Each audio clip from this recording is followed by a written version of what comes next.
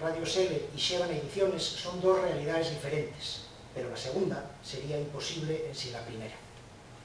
Xévana Ediciones preséntase como unha idea ilusionante de un grupo de persoas que queremos facer dentro de nuestras posibilidades todos os posibles para que la literatura asturiana tenga sitios de encuentro e posibilidades de expresarse.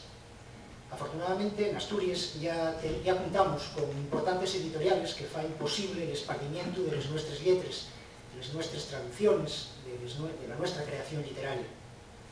Nos pretendemos depender de todas ellas y aportar el nuestro granín, pequeño pero honesto, neste mundo tan difícil, non só para a literatura en asturiano, sino para a propia lingua nunha situación tan lamentable que lo que é un milagro é que exista esta literatura.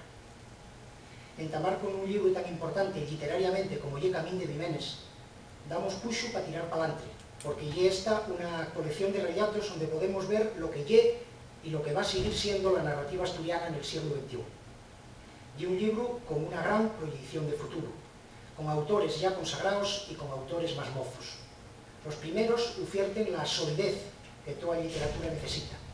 Los más nuevos dícennos per onde va el camín de las nuestras letras.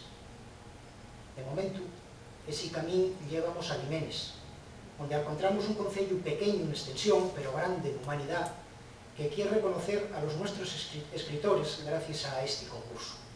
E para Xévana Ediciones é un orgullo que nos escolleren a nós para tan noble labor, polo que públicamente damos as gracias al señor alcalde e a toda a corporación municipal. Solo me queda animaros a que entréis nestes páxinas que hoy ven la luz, onde la vida, la muerte, la esperanza, el amor y la fantasía danse la mano neste garrapiello de historias, para que podamos disfrutar de la más importante colección de autores y relatos de la reciente literatura asturiana. Anímovos a que leáis el libro, y que va prestaros, y esto es una cosa que os puedo asegurar. Muchas gracias.